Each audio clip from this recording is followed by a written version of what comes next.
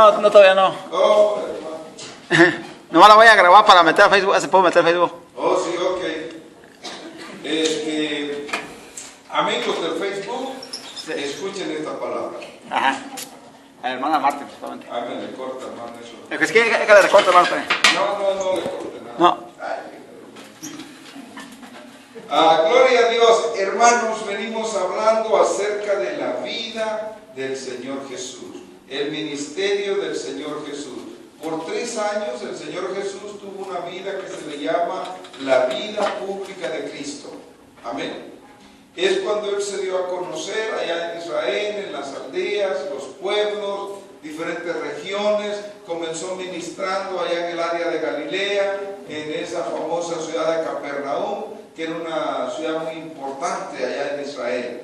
Luego de ahí se comenzó a difundir su fama, hasta que llegó a las áreas de Judea, donde sabemos que la ciudad más importante en Judea es Jerusalén. Y Jerusalén es la ciudad que se le llama la ciudad del gran rey, que es donde el Señor iba a terminar su ministerio. Amén. Así que hemos venido hablando acerca del ministerio del Señor Jesús y cómo Él desarrolló, como decía el hermano Anísper hace un ratito, desarrolló 12 personas, 12 hombres que Él llamó para que fueran sus seguidores y para que fueran los que se especializaran en su mensaje.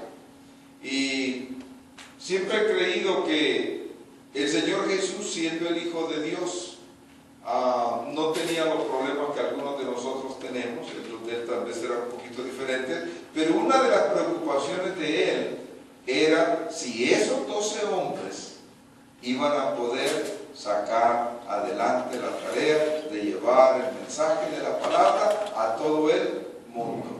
Amén. Porque, hermanos, si los discípulos hubieran fallado en llevar el mensaje a todo el mundo, usted y yo nunca habríamos escuchado el Evangelio. Pero estos discípulos fueron fieles a Dios, con todas las debilidades que ellos tenían, a su poca escuela, debilidades quizás a defectos de carácter. Algunos de ellos eran demasiado enojados, algunos de ellos tal vez eran impulsivos, otros de ellos eran gente que dudaba de las cosas. Ya me caí ahí en la cámara, así se cayó el pastor, que cuando vean en el Facebook se cayó el pastor. Hermanos, con todos esos defectos que tenían estos 12 hombres, sin embargo el Señor Jesucristo tuvo a bien prepararlos para que ellos llevaran el mensaje de la palabra. Amén. Así que nosotros admiramos a estos 12 hombres, admiramos a estas personas que pudieron estar con el Señor. Y hay muchas cosas que nosotros miramos en relación al ministerio de Cristo. Una de ellas es que el Señor Jesús no era solamente acompañado por 12 personas, a Él lo acompañaban cantidades de personas que andaban con ellos. Pero entre toda esa gente, Él escogió a 12 para llamarlos sus discípulos, sus alumnos, los que Él iba a entrenar, los que Él iba a preparar para que cuando Jesús ya no estuviera en esta tierra, ellos continuaran el trabajo de llevar el Evangelio a todas partes. Amén. Entonces, el Señor Jesús, entendemos que sacó a estas gentes, a estos 12 discípulos, y los tomó muy especialmente, tomó cuidado de ellos. Cada vez que iba a dar una enseñanza especial, los llamaba a ellos. Amén. Pero yo quiero que miremos en esta tarde, así de una manera global y general, lo que fue el ministerio del Señor Jesús. ¿Qué es lo que el Señor hizo? ¿Por qué tuvo tanto impacto allá en Israel? ¿Por qué el ministerio del Señor Jesús era diferente al ministerio de otras personas? Vayamos todos a Lucas capítulo 9. Lucas capítulo 9. Hemos estado estudiando el Evangelio principalmente en el libro de Lucas. Lucas capítulo 9.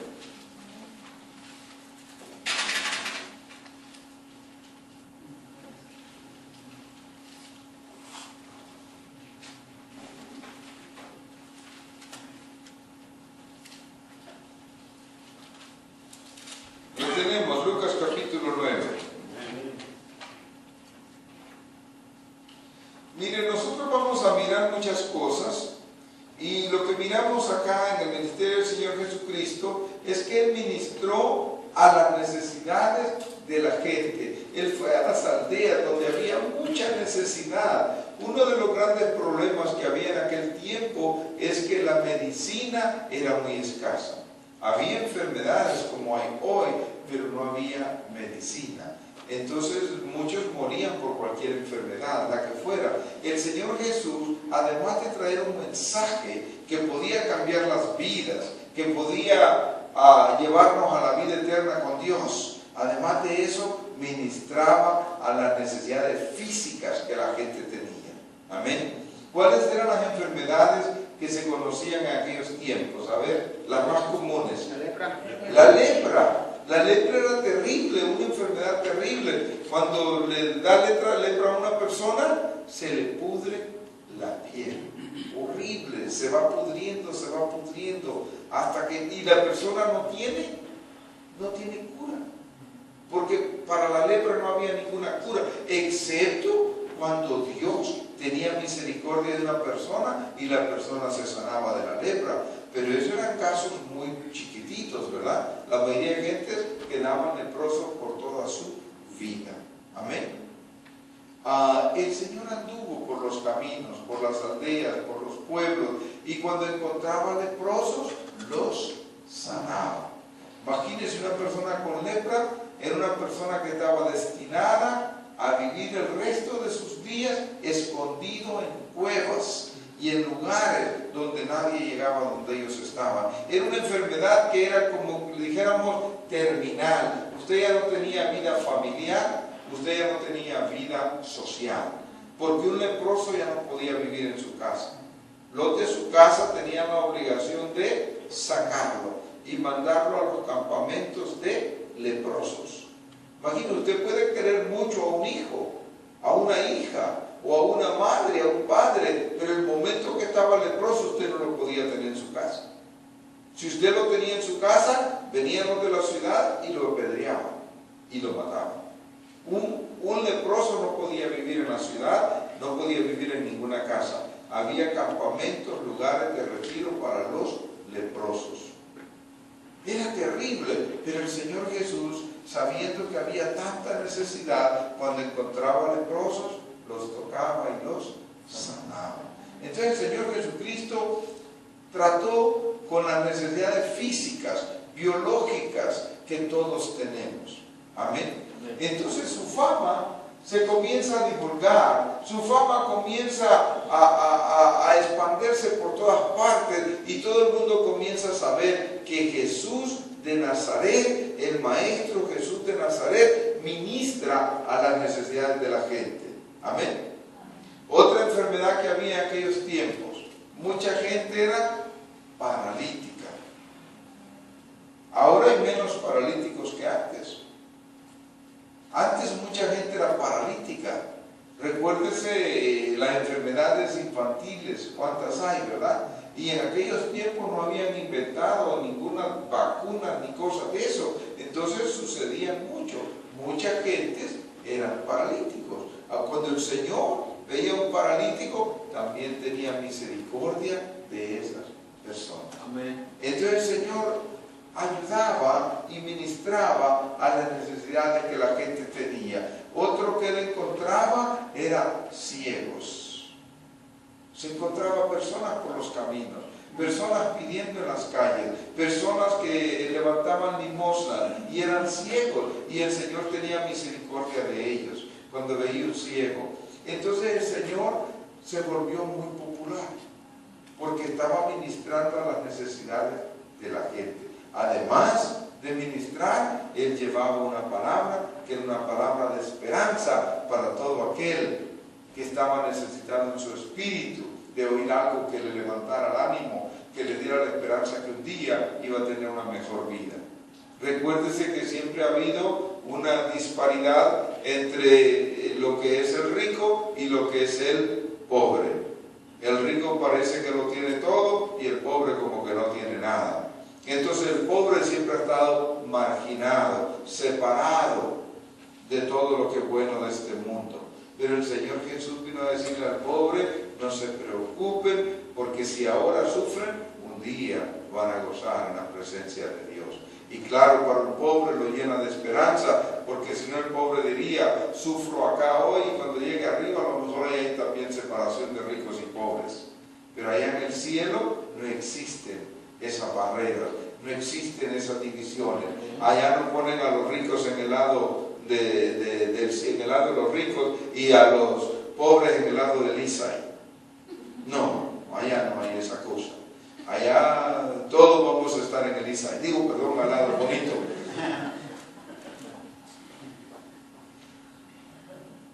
Dios es bueno. Y Dios nos va a dar una cosa linda el día que lleguemos a su presencia.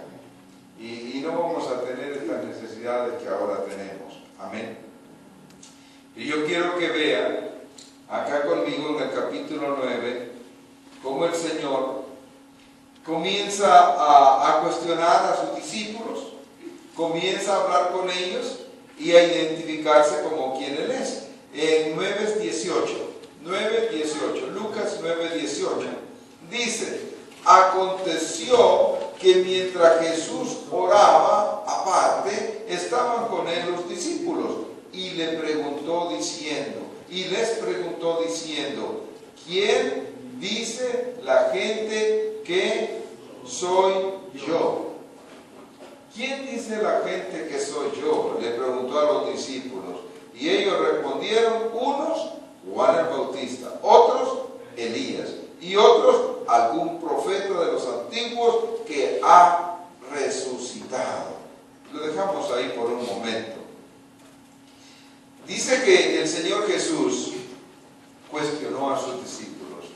Hablando con sus discípulos les dijo: ya me he hecho popular entre la gente por lo que hago, pero ¿quién dice la gente que yo soy? ¿Qué opinión tienen de mí? ¿Qué piensan ellos? Y bien dijeron los discípulos: algunos creen que tú eres Juan el Bautista que ha resucitado. Otros creen que tú eres Elías que ha resucitado. Y otros creen que es uno de los profetas antiguos que ha vuelto.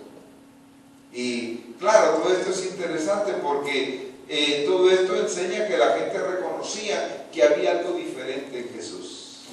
No era un hombre común y corriente. O era Juan el Bautista, o era Elías, el gran profeta Elías, o era uno de los antiguos profetas que había resucitado. La gente se entendía que Jesús no era un hombre común y corriente. Lo que Él hacía, lo hacía por obra del poder de Dios, y no era un hombre común y corriente. Amén. Pero eso es interesante, dice el Señor: está bien que la gente tenga esas opiniones. Pero en el siguiente versículo, el Señor le pregunta a los discípulos y les dice: ¿y vosotros quién decís que soy? ¿Y vosotros quién decís que soy? Aquí viene la pregunta más importante. Y ustedes, discípulos míos, y ustedes, amigos míos, y ustedes, los que han estado conmigo siempre, los que ya llevan 2 años conmigo, 2 años y medio conmigo, ¿quién dicen ustedes que yo soy? Conforme a lo que ustedes han visto que yo he hecho y lo que he hablado, han visto que multipliqué los peces de una canastita donde habían 3 pececitos, pudieron comer 5,000 personas. Y cuando fuimos al otro lugar y que hubo esta necesidad, ustedes vieron lo que hice. Estuve en una fiesta de bodas y trajeron unos cántaros de agua y yo los convertí en vino. Y vieron que me encontré con un ciego, le toqué los ojos y el ciego pudo ver. Y me encontré con una viuda por allá que iba por un camino, iban a enterrar a su hijo allá en aquella aldea de Naín, y tuve compasión de la viuda y resucité a su hijo. Lo toqué y volvió a vivir su hijo. Este joven vivió. Ustedes que han visto todo eso, ¿quién dicen que yo soy? ¿Quién soy yo para ustedes? ¿Un hombre bueno? ¿Un maestro? Señor a los discípulos. Porque es importante para el Señor quién soy yo. Porque Él ha estado con ellos tanto tiempo. Y si los discípulos no logran entender que Jesús es algo diferente y algo especial, entonces mucho tiempo se ha perdido con esta gente. ¿Y qué contestaron ellos?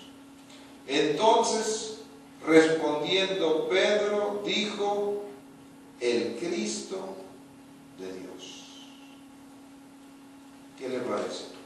Pedro le contestó: el Cristo de Dios. La palabra Cristo quiere decir ungido, Mesías, el Cristo, el enviado de Dios. Quiere decir, tú no eres de acá de la tierra. Tú has venido de parte de Dios. Dios te envió para venir a la tierra y ministrar y enseñar y hacer todas estas cosas que tú haces. Amén. Entonces, hermanos, es importante cuál es la declaración de fe que usted tiene. ¿Cuál es su declaración de fe? ¿Qué piensa usted de Dios? Hay unas gentes que dicen, mire, dicen, a mí me gusta oír de Dios. Háblenme de Dios. ¿Le gusta oír de Dios? ¿Y usted cree que eso impresiona a Dios? Si alguien dice, mira, a mí me gusta oír hablar de Dios, dígame cualquier cosa. Dígame algo de Dios. Eso no impresiona a Dios. Eso no es nada. Es que sentimos nosotros en nuestro propio corazón que va a impresionar a Dios. Cuando usted tiene un problema, cuando usted tiene una necesidad, ¿cómo usted se comunica con Dios? ¿Qué le expresa usted a Dios de sus propios labios? Amén. Porque hay gentes, hermanos, que cuando oran en una necesidad dicen cosas así como, pues yo no sé si hay Dios o no hay Dios, pero yo voy a orar de todas maneras, por si hay, para que me ayude. Esa es una manera incrédula de orar. Usted no va a orar diciendo, bueno, no sé si hay Dios, pero por si hay, ahí voy. No va a llegar a ninguna parte usted. La Biblia dice, el que busca a Dios, crea que le hay. Si usted menciona a Dios, si usted le ora a Dios, crea que hay un Dios.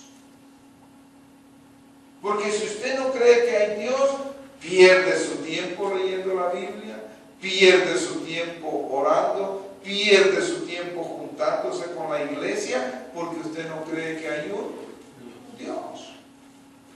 Porque dice que Dios es galardonador de los que le buscan. Amén. Entonces, cuando usted pone su fe y su confianza en Dios, entonces Dios está con usted. Pero si usted es una persona que duda, que vacila, o que está, como decía en la película que vimos el preview, que está enemistada con Dios. No sé si se fijó cuando el jovencito le dijo al maestro, dígame por qué odia a Dios. Le dijo el jovencito al maestro, lo que usted tiene es una enemistad contra Dios. ¿Por qué lo odia a Dios? Lo está cuestionando el maestro, porque los que se hacen llamar ateos, realmente lo que están es peleados con Dios. ¿Por qué? ¿Quién sabe? Ellos sabrán. Pero están peleados con Dios. Amén. Hermanos, esta declaración de fe que hizo Pedro es la declaración de fe que usted tiene que hacer en su vida. Usted tiene que declarar que Jesucristo es el Hijo de Dios, el enviado de Dios. Hay muchos grupos religiosos que nosotros no los consideramos como grupos cristianos. ¿Por qué? Porque no tienen a Cristo, porque no entienden quién es Cristo, porque nunca se han entregado a Dios a través de Cristo. Ese famoso grupo que anda tocando puertas los días sábados, ese grupo no tiene a Cristo. A ellos no les interesa hablar de Cristo. Ellos vienen a hablar, dicen, del Padre. No dicen del Padre, sino que ellos dicen del nombre de Dios, ¿verdad? Porque ellos ni siquiera lo miran así, porque no creen que el Padre tiene un Hijo que se llama Jesucristo. Nunca hablan del Espíritu Santo. Entonces, si ellos no hacen una declaración de fe correcta, están fuera del camino de Dios. Amén. Mire, ahora que nosotros celebramos este tiempo de la Cuaresma, que es el tiempo anterior a la Pascua, y la Pascua viene siendo la pasión de Cristo, que viene siendo el sufrimiento de Cristo por usted y por mí, tenemos que recordar la vida del Señor Jesús. Porque la iglesia existe por Cristo. Sin Cristo no hay iglesia. Amén. No hay iglesia. Nosotros no podemos inventar una iglesia, no podemos crear una iglesia, no podemos inventar reglas y normas para seguirla. Cristo nos dijo lo que es la iglesia y dijo: todo aquel que cree en mí, y eso somos nosotros. Amén. La iglesia es un cuerpo que anuncia a Cristo, a Dios, que promueve las cosas del reino. No podemos inventar nosotros nuestra propia iglesia. Hay por allí gentes que han creado grupos que se les llama cultos, sectas, donde ellos han creado sus propias cosas, se autopromueven. Eso están tratando ellos de hacer, de crear su propia cosa, como diciendo: si Cristo pudo, yo también. Si Él pudo comenzar una iglesia, yo puedo comenzar una también. Un hombre de allá, del lado de Florida, creo que es, un hombre tal Jesús Miranda, este hombre comenzó su propia cosa y terminó loco. Terminó poniéndose el tatuaje con el 666 en su propio cuerpo. Usted no puede inventar la iglesia de Cristo. La iglesia de Cristo ya existe, ya está en la Biblia, ya tenemos el conocimiento de Dios, ya no hay nada que nosotros le podamos agregar. Nosotros solamente somos colaboradores de Dios. Amén. Colaboradores. Con la única esperanza de que el día que partamos de esta tierra, vayamos a la presencia de Dios. Amén. Y alcancemos la salvación. Amén. El Señor Jesús hizo grandes cosas. Al mirar su vida, sanó a tantas gentes, ayudó a tantas personas. Muchos se enojaron por las buenas obras que hacía. Los fariseos odiaban lo que hacía el Señor Jesús. En una ocasión el Señor Jesús estaba en una sinagoga y había un hombre ahí con la mano seca. ¿Sabe lo que es una mano seca? Que ya no se mueve, que ya no corre la sangre por ahí, que no puede hacer nada, no la puede mover, no puede cerrar, no puede agarrar, está seca. Y cuando el Señor Jesús miró al hombre de la mano seca, tuvo compasión de él. Pero dice que muchos lo estaban observando, a ver si sanaba aquel hombre, porque era un día de reposo. Y el Señor Jesús, sabiendo lo que había en el corazón de esas gentes, el Señor Jesús dijo, ¿es o no lícito hacer el bien en un día de reposo? Dijo, ¿será bien sanar a este hombre o lo dejamos que muera con la mano así seca? Y el Señor, teniendo misericordia, sanó al hombre de la mano seca. Y dice que los fariseos, los religiosos, se enojaron muchísimo y comenzaron a convenir entre ellos y a planear qué iban a hacer en contra del Señor Jesús. Amén. La vida del Señor Jesús no fue fácil acá en la tierra. Tuvo mucho rechazo. Pero quienes lo rechazaron, aquellos que vivían en una religión muerta. Que eso es lo triste. Que como ellos no pueden experimentar la vida de Dios, ellos están en contra de todo aquello que promueve las cosas de Dios. Amén. Hermanos, yo quiero que a través de esta declaración de Pedro nosotros podamos en esta tarde también entrar en ese espíritu donde podamos decir: sí, Jesús es el Hijo de Dios. Amén. Jesús no fue un hombre bueno, Jesús no fue solamente un maestro. Muchos reconocen a Jesús y dicen, oh, el maestro de Galilea, oh sí, dijo cosas bonitas. Mire, nosotros no somos seguidores de Cristo porque dijo cosas bonitas, aunque nadie ha hablado jamás como Él, sino porque es el Hijo de Dios. Amén.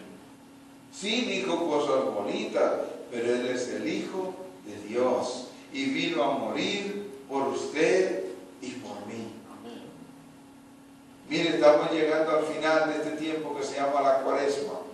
Y mire, cuando usted mira acá en la Escritura, por acá vamos a leer donde dice que el Señor Jesús anuncia su muerte, porque el Señor Jesús sabía que su muerte estaba muy pronta a llegar.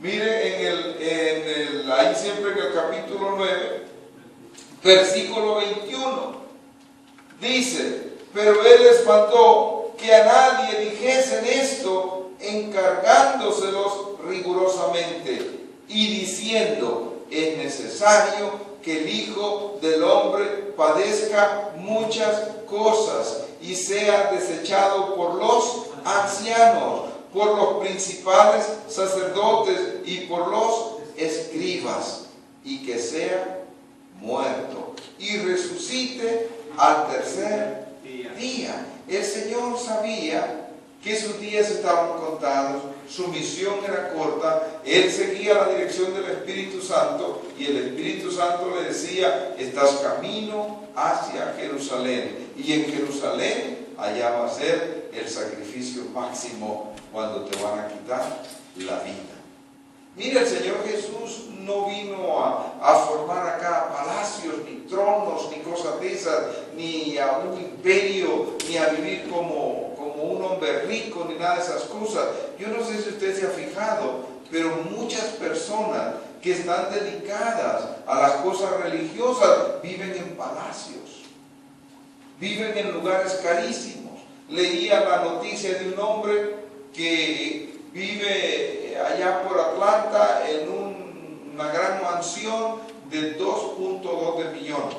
Ahora déjeme decirle algo, 2.2 de millón acá en San José o en esta área no compra gran cosa, pero allá es una mansión.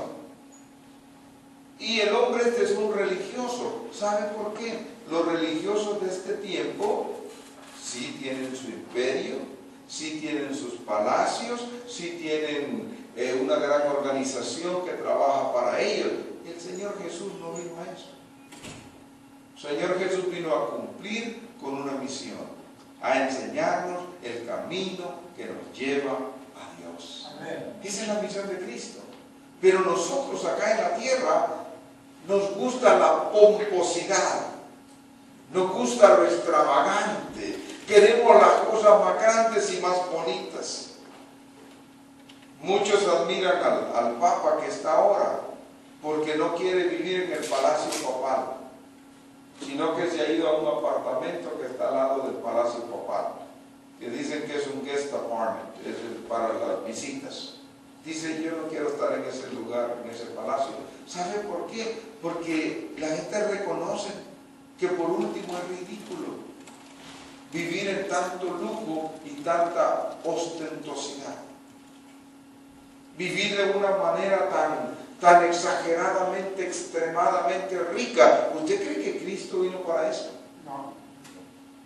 ¿Usted cree que Cristo vino a este mundo para que haya ministerios donde los pastores los andan en limusina? Pero hay pastores que así los andan, en una limusina, van para acá y para allá. Recuerdo una vez cuando vino a predicar un pastor, de esos que salen en televisión. Mire, vinieron de una gran limusina y hasta con motos y con banderas. Traían escoltado al pastor que iba a predicar. ¿Usted cree que el Señor Jesús así andaría ahora si estuviera en este tiempo? Y conozco un pastor que andaba con 2 o 3 hermanos en un jeep y todos andaban de lentes oscuros. Todos los guardaespaldas, no eran guardaespaldas, los guaruras que tenía el pastor, mire, de lentes oscuros, y cuando se bajaba el pastor se bajaban los tres y de saco, parecían que eran del FBI, payasos. Y de aquí nomás un hispano que no tenía nada que hacer. Hermanos, estamos chiflados. Cristo no vino para eso a este mundo, no vino a levantar esos imperios donde cada uno tiene su propio reino. Cada vez que enciendo la televisión y veo personas predicar, les veo cómo se visten, cómo son sus iglesias, cómo viven algunas veces, y hermanos, a quien tienen más y más y más lujo, más lujo. Hay una cancioncita del estilo country, donde dice que un hombre estaba oyendo a un predicador y dice que sintió, él fue compungido por su vida de pecado, y dice que cerró los ojos y le pidió perdón a Dios por su vida de pecado, y fue tan compungido que hasta sacó la cartera, y dice que ya tenía la ofrenda lista cuando alcanzó a ver la mano del predicador que tenía un Rolls Royce puesto. Dice que se guardó la ofrenda otra vez. Un Rolls Royce vale $3,000, $4,000. ¿Por qué un predicador tiene que cargar un reloj de $4,000? ¿Saben por qué? Porque nos hemos hecho pomposos, extravagantes. No seguimos el ejemplo de Cristo. Amén. Somos exagerados. El Señor trajo un mensaje de vida para todos nosotros, diciéndonos: Dios los ama, ustedes son creación de Dios, acéptenme que soy el enviado de Dios y Dios les va a dar vida eterna. Amén. Hermanos, así que ese es el mensaje de Cristo. Todo lo demás que nosotros vemos, el otro día vi una cosa terrible, ¿se la digo o no se la digo? ¿Usted se acuerda que hace años metieron a la cárcel a un señor por andar predicando el evangelio, pero por andar haciendo cosas fuera de orden? ¿No se acuerdan? Uno que se llamaba Jim. La hermana se acuerda. ¿Cómo paremos de la misma edad con la hermana? Así se llamaba ese señor. Y sabe que ya hasta otra vez lo metieron a la cárcel por robar dinero en el ministerio, por hacer esto y por hacer lo otro, y ya está otra vez en la televisión. Ya salió y ya está otra vez en la televisión. Y yo me quedé asustado, dije: este no escarmienta, y sabe que no hay una mejor cosa que él pueda hacer que esta. Ahí está en la televisión ya. El otro día me quedé así. Lo metieron un montón de años a la cárcel, y ahí está otra vez en la televisión. No le vayan a mandar dinero, no le vayan a mandar dinero, porque es bastante batido ese señor. Mire, Cristo no vino a que nosotros hiciéramos esas cosas. Él vino a enseñarnos el camino que conduce a la vida. El Señor Jesús no tenía el closet lleno como nosotros, sino que tenía una sola túnica. Una sola túnica. Y nosotros el closet lleno, y ese palito todo doblado que ya se quiebra. Ya hay que ver qué sacamos para meter otra, porque ya no cabe nada más. Mire, así vivimos nosotros en estos tiempos, en este mundo, pero el Señor no nos ha llamado para eso. Nos complicamos la vida cada vez que vivimos a nuestro propio estilo. Amén. Este tiempo de Cuaresma y pronto el tiempo de la Semana Santa, en 2 semanas más, estamos en Semana Santa, es un tiempo de reflexión. ¿Qué hizo Cristo por mí? ¿Qué hizo Cristo por mí? ¿Qué hizo Cristo por todo este mundo pecador? Y cómo Cristo me está enviando a mí a que le lleve el mensaje a aquellos que nunca lo han oído. Amén. Porque yo me puedo quedar con el mensaje, y quedármelo yo mismo y no compartirlo con nadie. ¿Sabe por qué no es bueno compartir el mensaje de Cristo? Porque uno le comienza a caer mal a la gente. Y usted le comienza a compartir el mensaje de Cristo y ahí viene ya a comenzar otra vez. Y comienzan a verlo mal y ya socialmente nadie lo va a querer invitar a usted los sábados a las pachancas, a las fiestas, a los barbecues, a las taquizas y todas esas cosas. Nadie lo va a querer invitar a usted. Pero mire, el Señor nos ha dado un mandato. Y Él dijo, vayan por todo el mundo y prediquen mi evangelio a toda criatura. Tenemos un mandato. Y cuando no cumplimos con ese mandato, estamos siendo nosotros perezosos, holgazanes. Amén. Dios quiere que hagamos ese trabajo. Amén. Vamos a participar en esta tarde de la Santa Cena, mis hermanos. A ver si nos ponemos de pie. Y vamos a orar para participar de la Santa Cena. Bendito Dios, te damos gracias, Señor, por este tiempo que nos has dado para poder, Señor, abrir tu palabra, comentarla, exponerla. Gracias, Señor, que nos das un tiempo de quietud, de paz, un tiempo en que podemos concentrarnos en tu mensaje. Señor, y pedimos que ese mensaje encuentre lugar en nuestros corazones y que lo podamos aplicar a nuestras vidas. Señor, también en esta tarde te oramos por la Santa Cena, Señor, que será ministrada en un momento más. Señor, pedimos que bendigas a todos tus hijos que están en este lugar, a todos tus hijos que participan en esta Santa Comunión. Bendícelos, Señor, y que ellos puedan desde ya, Señor, sentir esa comunión íntima contigo, Señor. Cada uno que esté en este lugar es una persona que te ama, Señor. Quizás a veces no seamos muy expresivos, pero Señor, cada uno que está aquí es una persona que ha hecho un pacto contigo. Si tu hijo quiere tomar la Santa Cena, que tiene su fe y su esperanza puesta en ti, Señor. Bendice a cada uno de mis hermanos en este lugar. Bendícelos, Señor. Que cada uno que participa de esta Santa Cena, Señor, pueda ser llevado a una comunión más estrecha contigo, Señor. Gracias te damos, Señor. Gracias te damos en Cristo Jesús. Amén. Voy a pedir a